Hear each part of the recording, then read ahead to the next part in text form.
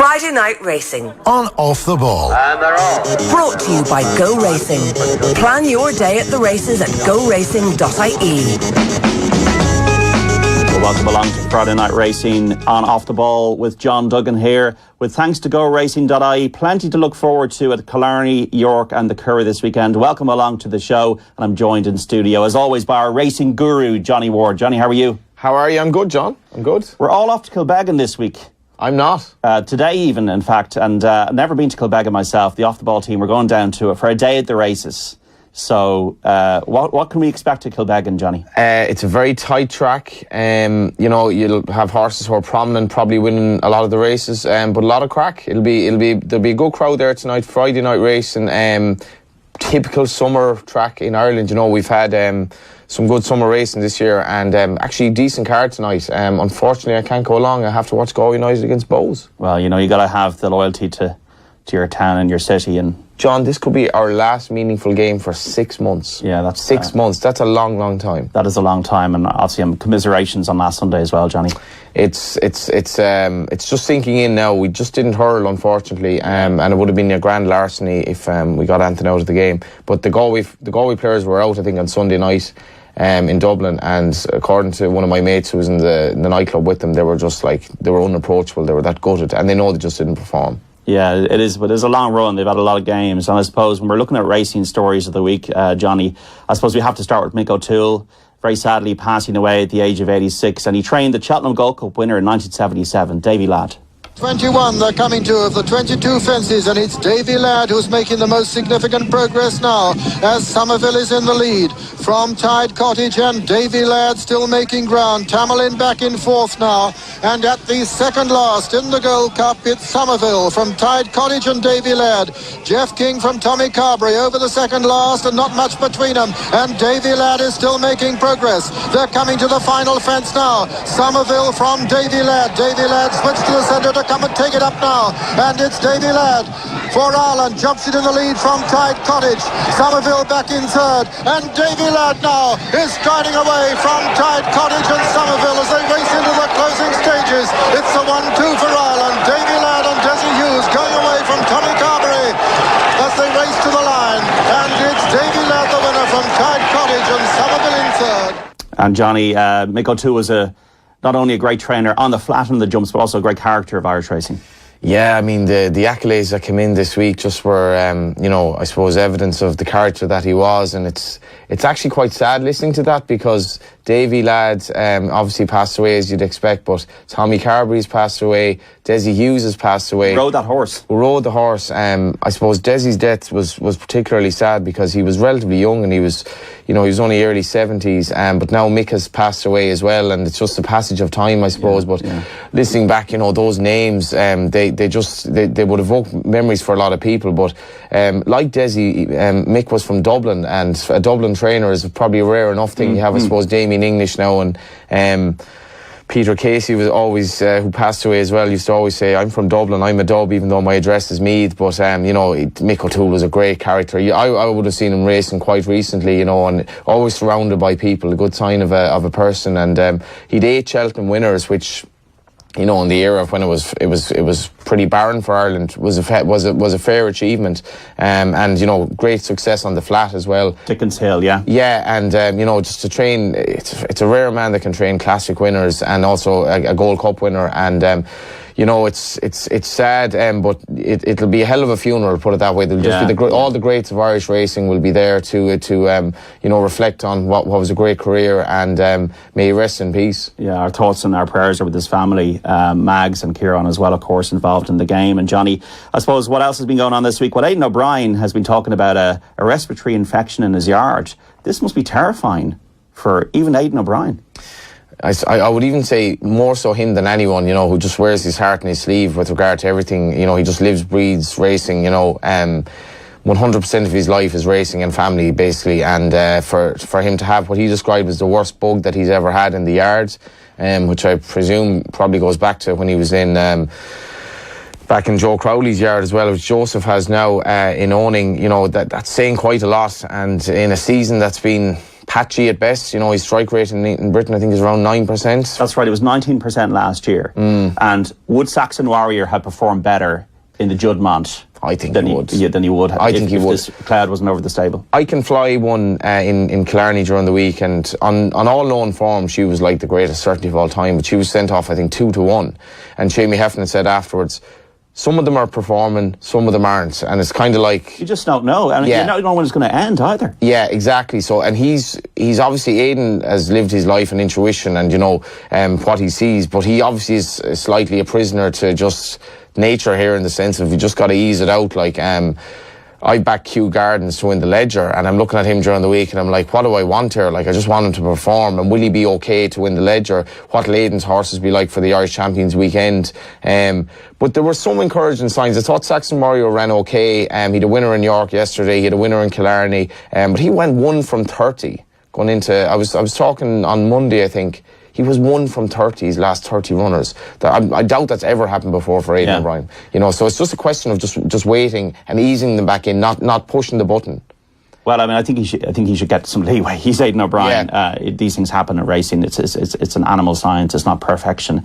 Speaking of York, Mark Johnston, 4,194 winners now, the most successful trainer in the history of English racing. He's been at the game 30 years. He started from nothing, Johnny, and he's a straight talker, straight shooter, runs his horses very fit, and I think he wins everywhere as well, so fair play to him. Absolutely, and it is a hell of an achievement. He charges 75 sterling a day. Is that good or bad? It's all in, right? So basically, apart from your transport, 75 sterling a day is certainly in an Irish sense, that's expensive now. Like, so, the most expensive trainer in Ireland, maybe Barry Aidan O'Brien, would be about 60 a day. Okay.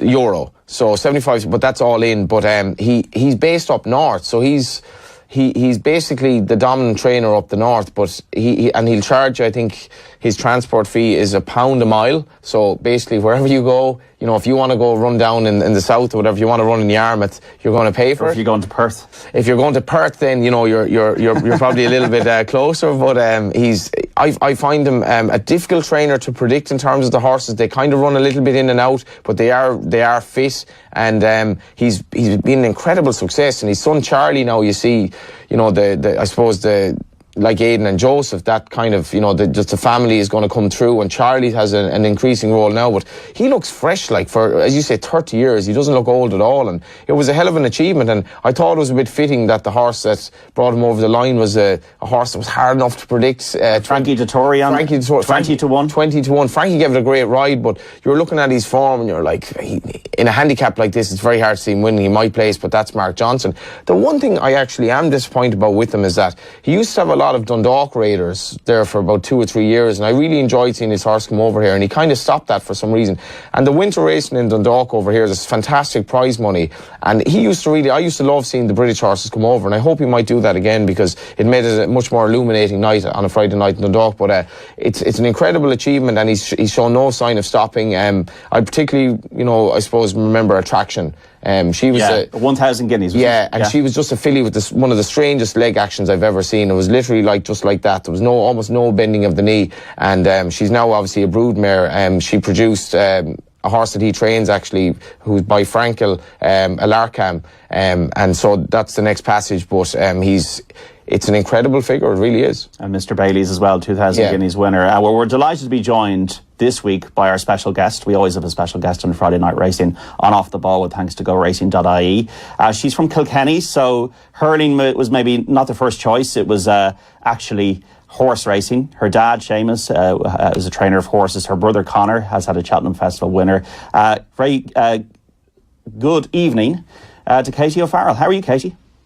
Good, very good, thank you. How are you? Yeah, not too bad, Katie. And you are one of the, with one other person, Rachel Blackmore, you're the only professional lady jockeys in Ireland, and you've been a professional for 3 years, that's right? Yeah, coming up to 3 years now, coming up to 3 years. And the reason why we're speaking to you today is you broke your leg. What happened? Again, what happened? So I broke I broke my ankle badly last year. Broke my tib fib in my ankle and dislocated it. So that was a bad one. I was out for almost 6 months.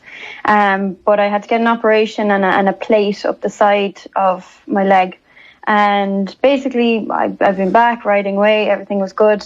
I was riding in the Galway hurdle for Willie Mullins, and it was just a rough race. It's a rough race anyway, but I happened to be in the thick of it and collided with another horse, collided with me. It's just normal race riding. And the stirrup iron went into the plate that's in my leg and snapped the bone behind it. So the fibula is quite a flexible bone. It probably would have just bounced if it were my other leg, but because the plate was there, it didn't give and snapped the bone at the top. But I didn't think it was broken, so I just kind of thought, well, look, this plate in there, it's sore, it's going to be sore. So I carried on, and it was 9 days later before I actually went and got an X-ray. I hit the wall, so I had to go into hospital, and I actually still didn't think it was broken. I still just thought, bone bruise, inflamed ligament, it'll be fine. But the turf club would want to know why I'm not riding, or why I had to give up my rides in Kilbeggan. So I said, I'll just go in. I'll go in. I'll get the X-ray just to prove that it's not broken. So wow. Do you build up a resistance, Katie? Do you build up resistance because when you're having injuries like that pain is something that you just endure? Kind of because. Like I think every day everyone has a little pain somewhere, and if you get a fall, you don't break something, you've no excuse to stop. And I remember getting a fall sometime last year in Thurles, and I hurt my shoulder, but I didn't break anything. So I just kept going, and to this day, it's an old injury that I have to kind of nurse along and keep right, because I kept riding, I kept going, and I kept just nursing it and treating it as I went. But I don't know. I just think it's too hard to build momentum in the first place. You can't just sit back then when you've got a pain somewhere, because they're always coming. 2011, Katie, your brother Conor O'Farrell rode Buena Vista to win I think it was the Pertemps Hurdle at Cheltenham, a 3-mile race. Might not have been expected on the day. Did that inspire you to get involved and to really pursue your dream? Yeah, that was a great day. I was there. I remember it. But and Cheltenham's always been a special place. We used to always go over for the November meeting. But that was brilliant that day. I'm not sure how I caught the bug. But James, my eldest brother, James, is a jockey as well. And between the two of them, I suppose, and Dad having horses in training, I started to ride out one lot in the morning before school. I was more into eventing in the early days, but it just kind of caught on. And then, of course, Conor and James were doing so well all along. I suppose it just the bug caught me. Have you ever felt, Katie, a sense of unease or in the weigh room? The fact that you're a lady jockey, or these kind of prehistoric notions, has like Nina Carberry and Katie Walsh's success paved the way for you to feel like you can go in there and you're not treated as a lady jockey, you're just treated as a jockey, and that you can compete on level terms? Yeah, well, that's the ultimate. Like I have never seen myself as a lady jockey, and there's a huge emphasis on that nowadays, and I'm a little bit like, I never really saw it that way. It's just something that I decided to do because it's just what I was drawn to. So even as an amateur, when I was riding in those professional races, I made it a priority to ride as professionally as I could. In a sense, as an amateur, I was trying not to get in anyone else's way when I was riding horses for my dad and that. But I rode more often in professional races as an amateur, and that's kind of how I wanted to ride more on the track. I had less interest in point to points in that, and I guess Nina and Katie definitely paved the way, and Rachel's flying it now. But I think if you're going to see yourself, if you're going to have to convince yourself, that you're no different, then you're probably in the wrong place in the first place. I've always gone into the weigh room and felt like I deserve to be there just as much as any other person in there. Katie, Johnny here, how are you? Hi, Johnny. How are you? Admiring your wallpaper, by the way. Yeah, thank you very much. If I told you it was my room, would you believe it? No, actually, but just an injury like this, like it must be gnawing at you, because you're trying to make your way in what's a ruthlessly competitive environment, Irish Humps racing, and you're like, now I'm injured, now I have to come back and kind of almost like start over. Are you worried like that it's going to be that little bit harder just to kind of, I suppose, re-establish yourself and get rides again? Yeah, exactly what you've said, word for word. But this year, I think it's a little different. I suppose last year I was out for 6 months almost. I mean, that's a massive time to be out. You definitely have to come back and completely regenerate yourself. But in the last year prior to this injury, I feel like I don't have that same worry. I'm still worried because racing is, out of sight, out of mind. They do forget you very quickly, but I feel like I've put in a lot of groundwork and built a good foundation and a good network of people that I do hope will support me when I come back. But it's definitely a worry, and it's very frustrating, particularly because I was just getting going. I mean, I rode low sun in the Galway 2 days after I got the break, but I didn't know it was broken.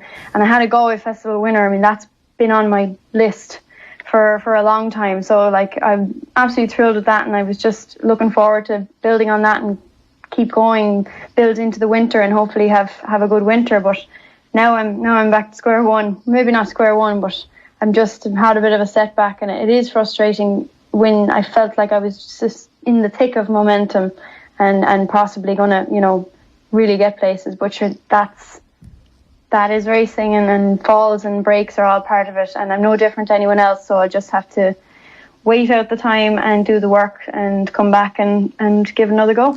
And I suppose Rachel must have been a big inspiration to you as well, because when she turned pro, I think a lot of people thought she was nuts, and now people are actually suggesting that she actually might be a very viable candidate to win the Jockey's title this year. And I was looking at her there riding a winner for Henry de Bromhead last night. She's ridden like she's basically, her strike rate for Henry de Bromhead is about 1 in 3 at the moment. She's ridden a rake of winners for Jigginstown. She's obviously riding like yourself for Willie. And you're like, Ruby's riding a bit more sparingly now, so she actually has a chance. But was she an inspiration to you in the sense that, like, more or less, if you graft hard enough, it's possible? Yeah, definitely. Rachel's always been a grafter, even as an amateur. Like, she worked so hard for anything that she got as an amateur. She doesn't have a horsey background, so had an extra high mountain to climb to be relevant. But hats off to her. She deserves every bit of it, and she's on the crest of a wave now and has been for a long time. But she worked her way up to that too. So like that, she doesn't have a horse background, and look where she's gotten to. So definitely anything's possible. You have to put in the work. Katie, just take you back to April and Fairy House, and it's low sun, €100,000 race, you're in a 25-1 shot and you win. Just go through your emotions on the day, or the experience of the day, please. That was a mad day. That's probably the best day of my career, I suppose. It was at a sort of a difficult time. I hadn't really come back well enough for myself. I only told two people, a family member and a close friend, I think in February, that if it doesn't get better, I was working so hard and getting nothing out of it, little or nothing, and I just said, if this doesn't get better by the end of the season, I think I'm going to call it, because I'd done everything that I could, and I didn't feel like I was getting anywhere. And there's so many really good riders that don't make it. And I was urged to wait till Galway, but Fairy House came, and I didn't anticipate the day that was in it. Willie had 10 runners in the same race, and needless to say, I was down in the pecking order, and he was 25-1 for a reason. But I did my bottom weight for him on the day, I remember. And this is the thing, Katie, as well. If you're riding a horse like that for Willie in one of these handicap hurdles, he might be 8 or 9 in the order, but he has a chance. And what did it feel like, Katie, when you realise you're in the final furlong here and you're going to win? I'll tell you, my very thought when I landed at the back of the last was, I can't believe I'm winning this race. That was my very thought, because I went out, I was told, look, he's lazy as sin, he's this and he's that, and just keep him up to it, and like I had to drill him the whole way around just to keep him interested. But a lad like him will always keep a bit in the tank, so I had nothing to lose. I had nothing to lose going out there. I got a lovely posse jumping off, and he's quick, he's flatbred, so you can get out the gate and you can get a nice posse, and that's half the winning of a race. And also, Katie, so the buzz must have been unbelievable, the sheer elation. And half an hour later, you're in the Ladies' National on Flemenstorm, and you go and you do it again.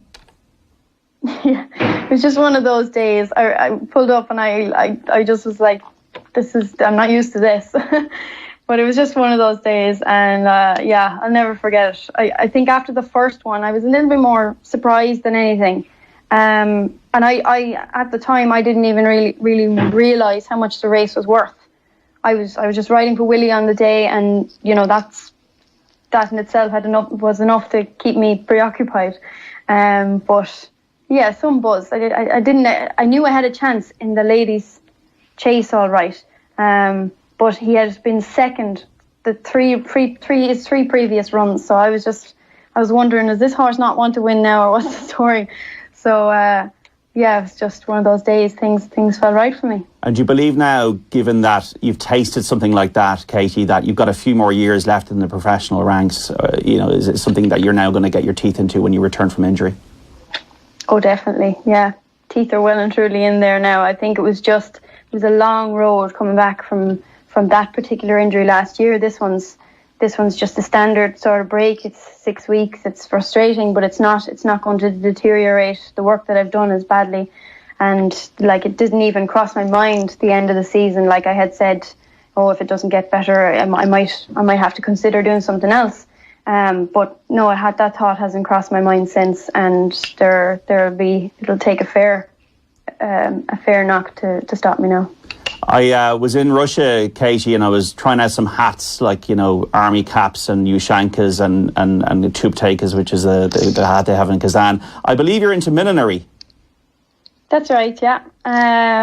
Spent actually a good bit of time doing it last year. I did 2 years in Ballydoyle. Actually, you were talking about Aidan O'Brien earlier, and I started back when I was in Ballydoyle. I don't know, I've always had a creative side. And I did a course back then. I've done 4 courses in it and made maybe up to 12 or 13 hats. It's something that I'll probably always dabble in, but lightly at the moment, because when I'm doing this, it takes 100% of my time. But it's definitely, when things weren't going well, I had my granddad saying to me, now, would you not go on and make some hats for yourself? I said, I can make hats when I'm 40, Grandad. John has done his research here. I actually know a milliner, and she's looking for an intern because she's a little bit overworked. So I'm like, bingo, we have our answer here, Katie. And you are injured at the moment, so everyone's a winner. Katie, what makes a good hat, Katie? What makes a good hat? Balance. Oh, elaborate. I think there's a certain balance that a hat needs for me. I wouldn't be into all the extravagant, mad stuff. I like a classic piece, an elegant piece. And the balance of a hat is very important. You can't just make a hat and call it a hat. Like it's if you're talking the quality that you would see at Royal Ascot, there's a big difference. And I can see it, but I can see how other people can't see it in a quality made hat and not. Katie O'Farrell, hats off to you. Nice, Sean. The best of luck. Get better soon, and we hope to see you on the track riding lots of winners again in Ireland in the future months. Brilliant. Thanks. All the best, Katie. Thanks, Katie. Thanks so much. Bye-bye. Well, thanks to Katie O'Farrell for joining us on Friday Night Racing. You've done your research there, the milliner. I'm John Duggan. I'm a pro, Johnny. Yeah, I would never. I did not. I knew you were a pro, but I didn't know about the milliner. Yeah. We always have to surprise and also get people's interest. But the weekend, Johnny, the Ebor at York, 3:40 the post time tomorrow. This is one of the big handicaps of the year, and Willie Mullins has the favourite. Yeah, I wish I'd asked her about if she's ridden this horse at home, Stratham. There's a Ledger trial at the Curragh where Willie has 3 runners, and he's really gone into the training of flat horses, or jumps horses to go back to flat. Stratum's now rated 102, and he also has Whiskey Sour in the race, who's only like a 7-1 shot. He's nearly like second in. So like Willie has more or less second favourite and second favourite for the Ebor. That's the sign of where he's going, and it's really incredible stuff. And this horse bolted up at Newbury. He absolutely bolted up. Owned by the Brighton owner, Tony Bloom, who has Penhill as well. Yes, and Tony would be sort of a professional gambler type character, but he's done extremely well with the horses that he's actually procured. Like, so Willie's, obviously he's gone to the best with Willie, but I think this would be a win that would mean a lot to Tony Bloom back in his homeland. You know, Brighton have a difficult task against Liverpool at the weekend. This might kind of, make up for it. But he got £8 for winning the last day, but he really, really travelled great in the race. And Robert Winston said there was more to come, which I thought was interesting, because the horse is only 5. You know, he's not that long with Willie in terms of like his flat racing, and he just looks exactly the type for this test. And do you fancy him? I think he's a very, very good chance. You know, if you want to back him like each race 7-2, something like that, it's very hard to see him out of the 4. You know, it's a competitive handicap. It's gone up £8, but just the way he did it the last day, like it was never in doubt. And if you want to back one trainer in races like this, just Willie Mullins is the go-to man. And I think Robert Winston will be very much looking forward to it. We spoke about Mick O'Toole. Robert's a Dubliner as well, you know. All right, yeah. Yeah, came through, I think, Finglas, and just basically came through a proper urban Dublin background through horses, and has made a fine career for himself. And this relationship with Willie Mullins is quite, I suppose, it's a recent thing, but this horse is a huge chance. So try and make some money, Johnny. Our Injured Irish Jockeys Fund up to 400. Get a reason, banking a €60 last week. And we've €100 to play with, either a €100 win or 50 each way today, or tomorrow rather. And I think you're going to go for Killarney, is it? The Mercedes-Benz handicap chase? And who trains him, do you think? The great man, Willie Mullins. Part owned by a friend of mine, this horse, Steel Wave. Steel Wave, okay. So he sneaks in bottom of the weights, 9-11, possibly a ride that Katie could have, you know, if she were fit back in the day. She does the low weights, and he's basically a horse who thrives on this ground. He's been tipping away over fences. His last run's at Galway over the play trip, which he doesn't really stay in my view. He ran the Blazers, ran a nice race. He's going to be decent enough price on what will be better ground at Killarney than he encountered at Galway. He jumps very well. He's quite a keen going horse. That's the 4:20 at Killarney tomorrow, Steel Wave. But he's gonna, I think he's going to run a big race. If he can get into a rhythm and get a good pace to sit off 122, there's more to come from him. And he's going to be my hopeful selection for Katie and all the injured jockeys who may need a little bit of support as they do. So hopefully he can do us the business this week. 50 each way? We're going to go with 50 each way. Okay, well, keep an eye on the tote.com. Or on the Tote social media to see what dividend is paid out of this for Johnny's bet tomorrow in Killarney. The 4:20, the Mercedes-Benz handicap chase. Don't know if Steel Wave is going to buy you a Mercedes-Benz, but, might, give you a little bit of deposit on a Mercedes-Benz. That's going to be a hell of a bet if he's going to get a Mercedes-Benz. I'm just being a little bit facetious. Yeah. That's my way. The Curragh as well, just to finish up, Johnny. Tomorrow we got the St. Ledger Trial, 3:25, and then on Sunday, 2 races, Group 2 races, the Debutante Stakes at 2:35 and the Futurity Stakes at 3:05. Anything we should be looking at for the next couple of days of the Curragh? Yeah, well, that race you talk about, the Ledger Trial, so Aidan O'Brien has 4 horses in this race, all by Galileo, which is not a big surprise. All his stayers more or less are by Galileo, but Willie Mullins has 3 of the 8 runners in a Ledger Trial. Renetti Laws of Spin and Thomas Hobson. So that's just an indication of where he's progressed as a trainer. I suppose probably the horse to beat is Giuseppe Garibaldi. He ran a nice race behind Wells Fargo, who's somewhat fancied for the Ledger last time, and he's a very promising horse. But I think the main action is on Sunday, and I think we have a potential star on show here in the Debutante Stakes. We know that Aidan's horses are a little bit in and out. He's alluded to this himself. He's spoken very frank terms this week in New York. But Anthony Van Dyke could be an absolute star. Okay. Absolute star. He's running in the Futurity.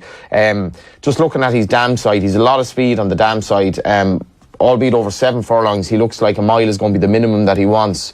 And I love this kind of, dilemma you have as a punter. Is he going to be a Derby horse or is he going to be a Guineas horse? He could be both. Like Camelot. Or it could be a 1 mile tour. Yeah. He could be 1 mile 2 could be his optimum trip. He might not, like Saxon Mario, get the 1.5 miles.